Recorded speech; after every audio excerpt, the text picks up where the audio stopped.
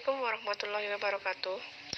Di sini kami dari kelompok 4 dengan anggota 1, Liliana Dwi Nur Cahyani, NIM 111 90 579. 2, Siska Aritonang, NIM 111 90 596. Ingin menjelaskan materi statistika guna untuk memenuhi nilai UAS semester ini. Pertama, distribusi frekuensi. Distribusi frekuensi adalah yang merupakan penyusunan data ke dalam kelas-kelas tertentu, di mana setiap individu atau item hanya termasuk ke dalam salah satu kelas tertentu saja, atau pengelompokan data berdasarkan kemiripan ciri. Tujuannya adalah untuk mengatur data mentah atau belum dikelompokkan ke dalam bentuk yang rapi tanpa mengurangi inti informasi yang ada. Distribusi frekuensi numerikal adalah pengelompokan data berdasarkan angka-angka tertentu. Biasanya disajikan dengan grafik histogram. Distribusi frekuensi kategorikal adalah pengelompokan data berdasarkan kategori-kategori tertentu. Biasanya disajikan dengan grafik batang, lingkaran, dan gambar. Ukuran gejala pusat. Ukuran gejala pusat dapat juga disebut juga dengan nilai sentral atau nilai tendensi pusat. Nilai sentral adalah nilai dalam satu rangkaian data yang dapat mewakili rangkaian data tersebut. Ada beberapa syarat agar suatu nilai dapat dikatakan sebagai nilai sentral, yaitu A. Nilai sentral harus dapat mewakili rangkaian data. B. Perhitungannya harus didasarkan pada seluruh data. C. Perhitungannya harus mudah. D. Dalam suatu rangkaian data hanya ada satu nilai sentral. Kemiringan distribusi data. Pengertian kemiringan distribusi data merupakan derajat atau ukuran dari ketidaksimetrisan atau simetri suatu distribusi data. Kemiringan distribusi data terdapat 3 jenis, yaitu pertama, simetris, menunjukkan letak nilai rata-rata hitung, median, dan modus berhempit atau berkisar di satu titik. Kedua, miring ke kanan, mempunyai nilai modus paling kecil dan rata-rata hitung paling besar. Ketiga, miring ke kiri, mempunyai nilai modus paling besar dan rata-rata hitung paling kecil. Keruncingan distribusi data merupakan derajat atau ukuran tinggi rendahnya puncak suatu distribusi data terhadap distribusi normalnya data. Keruncingan distribusi data ini disebut juga kurtosis. Ada 3 jenis derajat keruncingan, yaitu pertama, leptokurtis, distribusi data yang puncaknya relatif tinggi. Yang kedua, mesokurtis, distribusi data yang puncaknya normal. Platikurtis, distribusi data yang puncaknya terlalu rendah dan terlalu mendatar. Regresi dan korelasi. Regresi dan korelasi digunakan untuk mempelajari pola dan mengukur hubungan statistik antara 2 atau lebih variabel. Jika digunakan hanya 2 variabel disebut regresi dan korelasi sederhana. Jika digunakan lebih dari 2 variabel disebut regresi dan korelasi berganda. Variabel yang akan diduga disebut variabel terikat atau tidak bebas atau dependent variable. Biasanya dinyatakan dengan variabel Y. Variabel yang menerangkan perubahan variabel terikat disebut variabel bebas atau independent variable. Biasanya dinyatakan dengan variabel X. Persamaan regresi atau penduga atau perkiraan atau permalaman dibentuk untuk menerangkan pola hubungan variabel-variabel. Analisa korelasi digunakan untuk mengukur keeratan hubungan antara variabel-variabel. Analisa data berkala. Data yang dikumpulkan dari waktu ke waktu untuk menggambarkan perkembangan suatu kegiatan atau perkembangan produksi, harga, hasil penjualan, jumlah penduduk, jumlah kecelakaan, jumlah kejahatan, dan sebagainya. Serangkaian nilai-nilai variabel yang disusun berdasarkan waktu. Serangkaian data yang terdiri dari variabel YI yang merupakan serangkaian hasil observasi dan fungsi dari variabel XI yang merupakan variabel waktu yang bergerak secara seragam dan ke arah yang sama, dari waktu yang lampau ke waktu yang mendatang. Contoh kasus, berikut data jumlah pengangguran di Kota Bogor dari tahun 2006 sampai 2020. Yang tertera seperti tahun 2016 jumlah pengangguran 1.700, di tahun 2017 jumlah pengangguran 5.000, di tahun 2018 jumlah pengangguran 4.500, di tahun 2019 jumlah pengangguran 2.300, dan di tahun 2020 jumlah pengangguran 2.850. Pembahasan kasus distribusi frekuensi. Sebelum menyajikan di Microsoft Excel, maka cari BIN atau batas atas, maka diikuti langkah berikut. Pertama, mengurutkan data. Setelah mengurutkan data, lanjut ke tahap kedua, menentukan range. Dan setelah menentukan range, lanjut ke tahap ketiga. Selanjutnya menentukan range atau R, atau range adalah selisih antara nilai yang terbesar dengan nilai yang terkecil. Rumus range adalah R sama dengan X max dikurang X min sama dengan 5.000 dikurang 1.700 sama dengan 3.300. Menentukan banyaknya kelas. Mencari banyaknya kelas menggunakan rumus Stargess. Kelas adalah penggolongan data yang dibatasi dengan nilai terendah dan nilai tertinggi yang masing-masing dinamakan batas kelas. Seperti K sama dengan 1 ditambah 3,3 log N sama dengan 1 tambah 3,3 log 5 sama dengan 1 tambah 2,3 sama dengan 3,3. Jadi, banyaknya kelas adalah 3 kelas atau dibulatkan ke bawah. Terus, menentukan panjang interval kelas. Interval kelas adalah lebar dari sebuah kelas dan dihitung dari perbedaan antara kedua tepi kelasnya. Jadi, panjang interval kelas adalah 1.100 seperti I sama dengan R dibagi K sama dengan 3.300 bagi 3 sama dengan 1.100. Ini adalah tabel hasil dari data yang sudah dikelompokkan. Selanjutnya yaitu pembahasan kasus ukuran gejala pusat data dikelompokkan. Untuk mengurutkan data sendiri masih sama dengan data yang belum dikelompokkan. Hasilnya yaitu 1.700, 2.300, 2.850, 4.500, dan 5.000. Untuk rank juga masih sama, yaitu R sama dengan X max min X min sama dengan 5.000 min 1.700 sama dengan 3.300. Banyaknya kelas Stargess.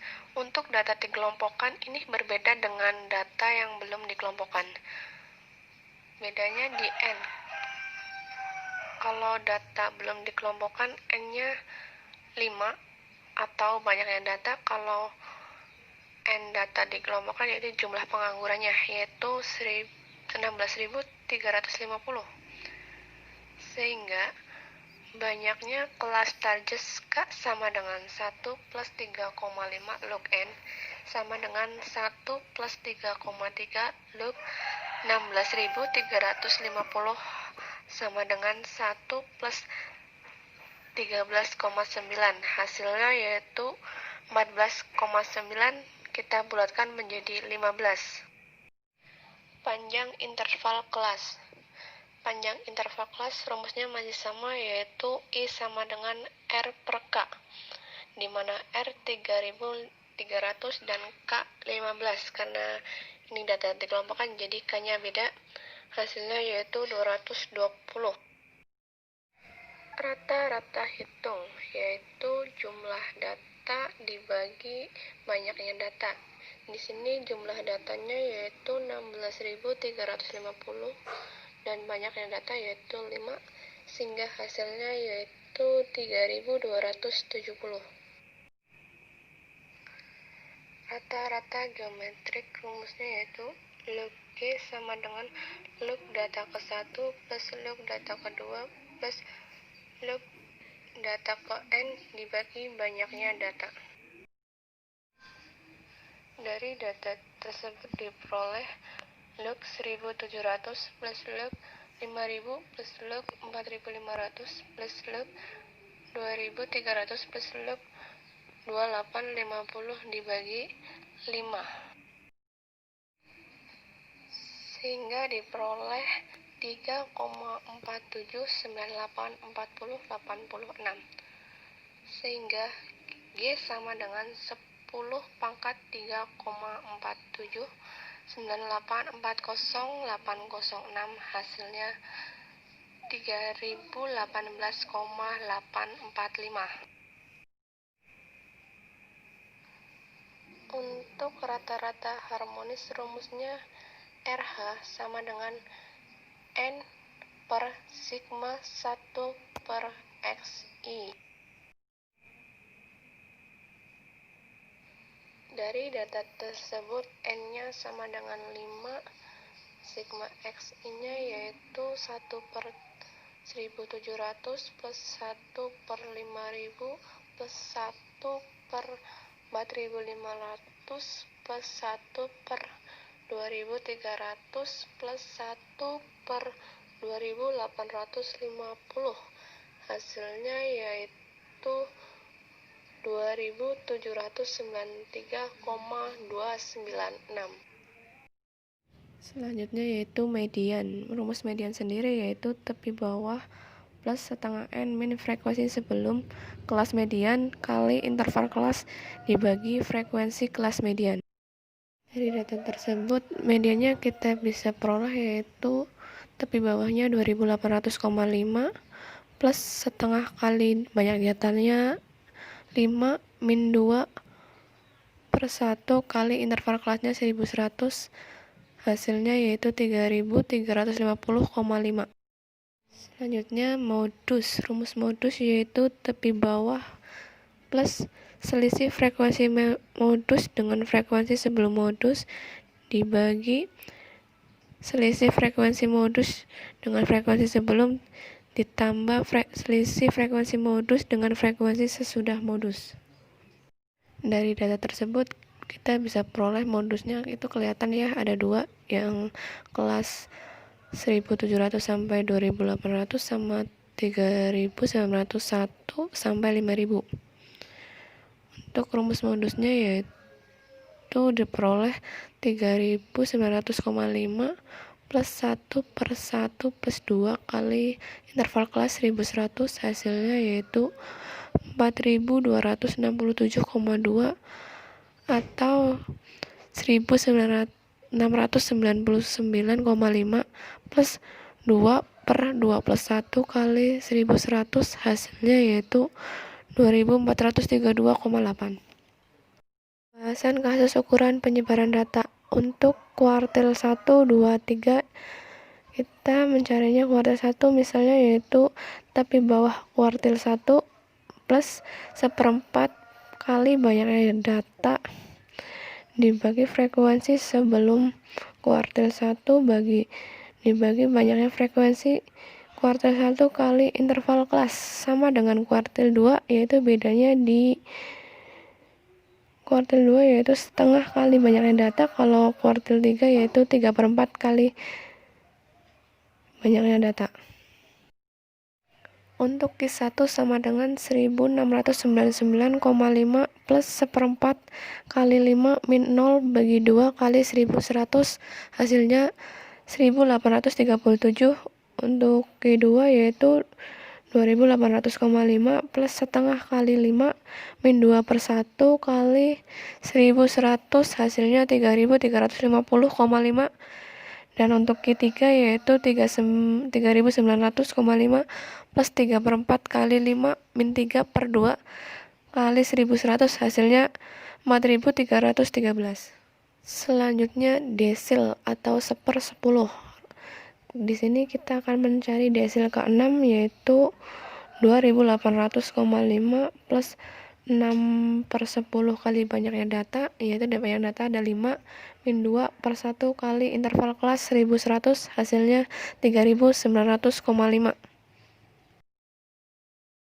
Untuk persentil yaitu per 100, dan dari data tersebut kita mencari persentil 50 sama dengan tepi bawahnya 2800,5 plus 50/100 kali banyaknya data atau 5 min 2/1 kali interval kelas 1100 sama dengan 3350,5. Kemiringan dan keruncingan. Untuk X bar kita memperoleh rumusnya yaitu sigma F kali X1 per sigma F sama dengan sigma F kali XI, hasilnya 16.750 dibagi 5 sama dengan 3.350. Simpangan baku atau S kuadrat sama dengan 242.000 per 5, hasilnya 484.000. Hasilnya S sama dengan akar 484.000, hasilnya 695,7. Rumus persen. Rumusnya yaitu alfa sama dengan 1 per S kali X bar min modus. Alfa sama dengan 1 per 695,7 kali 3.350 min 2.432,8, hasilnya yaitu 917,2. Data momen A3 sama dengan 1 per N S pangkat 3 sigma FI kali MI min X bar pangkat 3, hasilnya yaitu min 1079.307,9. Rata-rata kelompok. Rumusnya yaitu X bar sama dengan sigma F kali XI per sigma F sama dengan 16.750 dibagi 5, hasilnya 3.350. Median data kelompok. Rumusnya yaitu tepi bawah plus setengah N kali frekuensi sebelum kelas median dibagi frekuensi kelas median sama dengan 2800,5 plus setengah kali 5 min 2/1 kali 1100, hasilnya 3350,5. Data Boole D3 sama dengan rumusnya yaitu kuartil 3 plus kuartil 1 min 2 kali kuartil 2 per kuartil 3 min kuartil 1 sama dengan 4.313 plus 1.837 min 2 kali 3.350,5 dibagi 4.313 min 1.837, hasilnya yaitu min 0,22. Keruncingan. A4 sama dengan 1 per NS4 sigma FI kali MI min X bar pangkat 4 sama dengan 1 per 1171272691611,4 kali 5 kali 4450,5 kurangi 146410000000, hasilnya yaitu min 6,25. Menyajikan distribusi frekuensi dengan Microsoft Office Excel. Ini adalah hasil dari mencari histogram dengan Microsoft Office Excel. menyajikan ukuran gejala pusat data dengan Microsoft Excel. Ini adalah hasilnya. Di situ ada mean, standar error, median, mode, standar deviasi, sampel variansi, kurtosis, knowness, rank, minimal maksimum, sum, sama count. Menyajikan regresi dengan Microsoft Office Excel. Ini adalah hasil keluaran outputnya, ada summary output, ANOVA, regression, reducial, sama X variabel 1, dan lain-lain. Dan ini hasil dari menyajikan korelasi dengan Microsoft Office Excel. Selanjutnya menyajikan moving average dengan Microsoft Office Excel. Yang terakhir yaitu menyajikan proyeksi tren dengan Microsoft Office Excel. Di sini nilai peramalan periode ke-6 kita hasilnya yaitu 83.750. Sekian presentasi dari kelompok kami, kurang lebihnya kami mohon maaf. Wassalamualaikum warahmatullahi wabarakatuh.